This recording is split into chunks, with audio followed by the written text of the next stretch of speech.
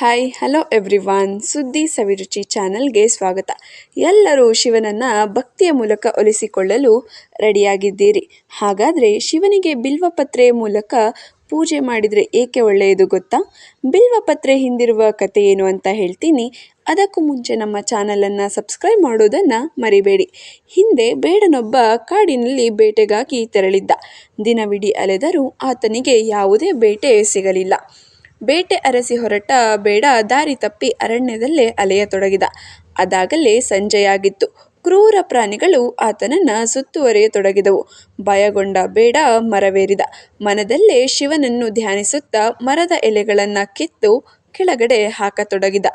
ಆ ಎಲೆಗಳು ಅವನಿಗರಿವಿಲ್ಲದಂತೆಯೇ ಕೆಳಗಡೆ ಇದ್ದ ಶಿವಲಿಂಗದ ಮೇಲೆ ಬೀಳತೊಡಗಿದವು. ಕಾಕತಾಳೀಯವೆಂದರೆ ಆತ ಏರಿದ್ದ ಮರ ಬಿಲ್ವ ಮರವಾಗಿತ್ತು.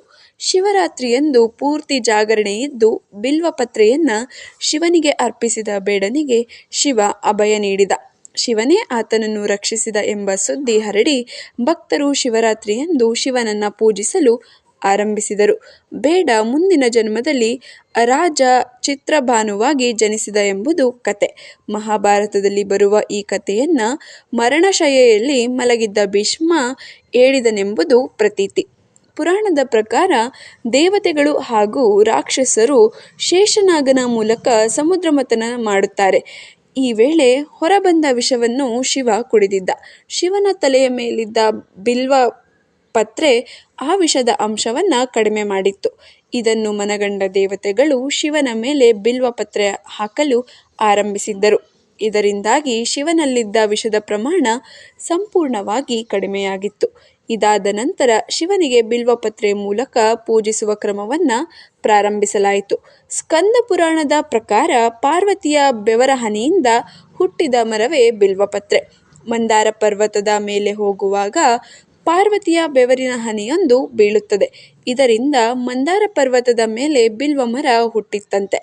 3 ಎಲೆಯ ಬಿಲ್ವಪತ್ರೆಯನ್ನು ಶಿವನಿಗೆ ಅರ್ಪಿಸುವುದು ಶ್ರೇಷ್ಠ ಎನ್ನುವುದು ಪುರಾಣದಲ್ಲಿದೆ. ಬಿಲ್ವಪತ್ರೆಯ 3 ದಳಗಳಲ್ಲಿ ಎಡಗಡೆಯಲ್ಲಿ ಬ್ರಹ್ಮ, ಬಲಗಡೆಯಲ್ಲಿ ವಿಷ್ಣು, ಮಧ್ಯದಲ್ಲಿ ಸದಾಶಿವ ನೆಲೆಸಿರ್ತಾನೆ ಅಂತ ಪುರಾಣ ಹೇಳುತ್ತದೆ. ಈ ಮಾಹಿತಿ ನಿಮಗೆ ಇಷ್ಟ ಆಯ್ತಾ?